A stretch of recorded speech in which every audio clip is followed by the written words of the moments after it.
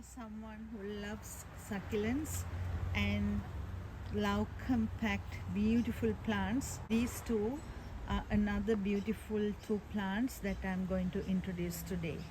So look at beautiful formation. This one is very compact with thick leaves and a nice cluster, and this one has thin leaves. That means you need to water a lot, and it's a compact plant too.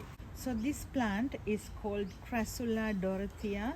Actually, this is a miniature succulent, and it is a very tightly compact plant. As you can see, the leaves are very thick, and this forms a small mat like plant base, and it will not go more than 10 centimeters to 8 centimeters up and across. This has, as you can see, in summer it gives nice masses of white flowers. These are the white flowers. They haven't come out yet. I was waiting for them to come out, but today is a nice day for me to do a video with mild temperature. That's why I thought of doing this. So isn't this a beautiful plant? I hope you all will like this. And this is a hybrid plant, and this needs a very good tender loving care because it is not frost hardy. Even in high temperatures it will not survive too.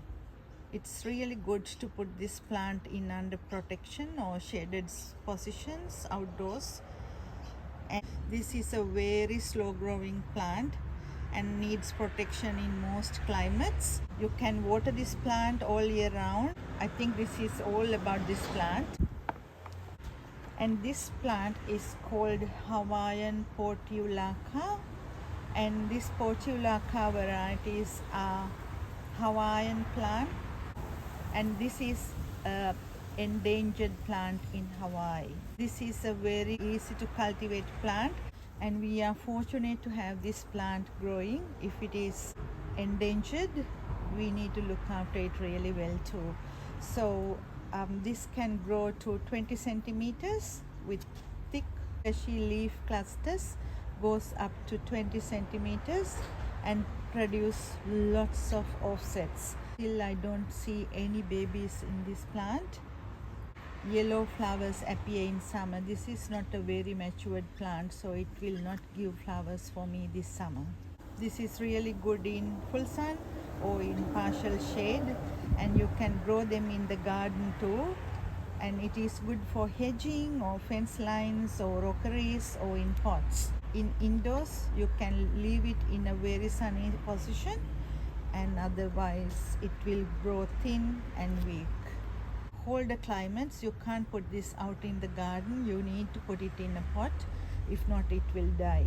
And this can be watered all year round, and it grows faster in warmer months, and in winter months it slows down. This can survive without any water for a long period of time.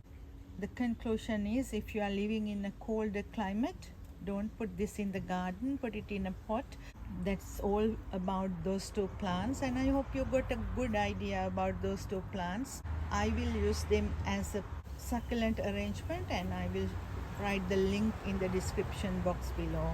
And that's all for today, and I'll see you in another video. Thank you for watching.